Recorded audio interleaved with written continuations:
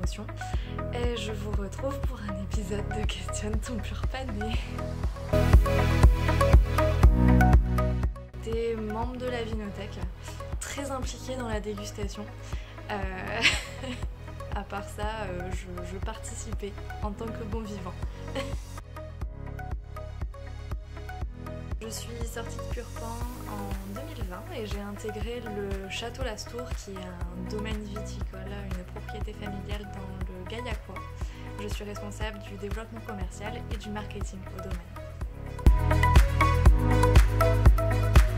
Mon poste, il est assez varié. Comme dans toute PME, on est une petite équipe de 8 personnes, donc ça demande beaucoup de polyvalence.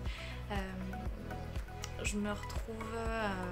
Alors moi, le gros de mon travail la première année, ça a été de faire un bilan commercial le plus fourni possible de l'entreprise, chose qui n'avait pas vraiment été faite avant. Donc essayer d'avoir une image globale de ce qui va, de ce qui ne va pas, des clients qu'il faut pérenniser au maximum, qu'il faut fidéliser, des clients où il va falloir reposer les bases. Et ensuite, donc... Une fois que ce bilan a été fait, j'ai défini des axes stratégiques de développement pour Lastour, pour son rayonnement. Et là, je suis dans la phase où je les applique. Je suis encore assez jeune en fait sur ce poste-là, donc ça implique beaucoup d'auto-apprentissage, des tests, on se prend des murs de temps en temps, on rebondit, on en discute. J'ai la chance d'être entourée de personnes hyper bienveillantes qui aiment partager. Et notamment les vignerons de Gaillac, c'est une grande découverte pour moi d'apprendre à les connaître, de comprendre comment ils fonctionnent et comment ils en sont arrivés là.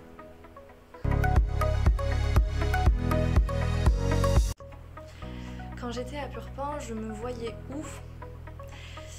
J'ai commencé en fait Purpan en me disant que j'allais faire de la diplomatie internationale pour la sécurité alimentaire dans le monde. Chose que je ferai peut-être plus tard, je sais pas. Le problème principal, c'est qu'en fait en deuxième année, j'ai fait un stage dans un domaine vitivinicole aux États-Unis et je me suis passionnée pour le métier du vin. Et je suis rentrée en France avec la ferme détermination que je voulais apprendre à gérer un domaine viticole de A à Z.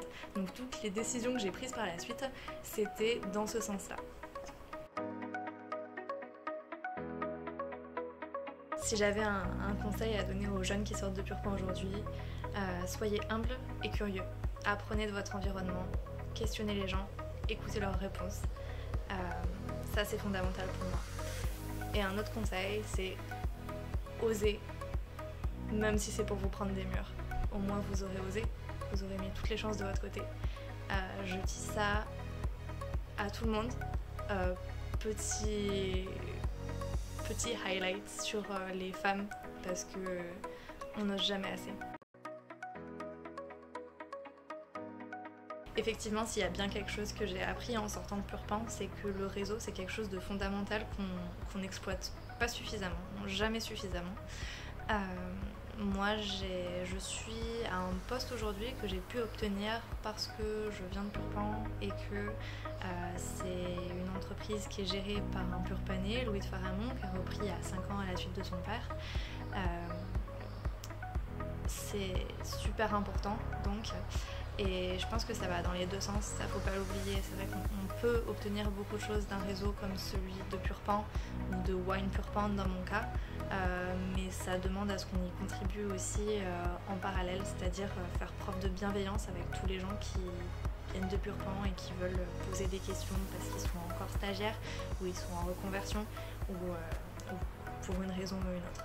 On a un bon esprit de bienveillance à Purpan et ça faut le préserver, c'est important.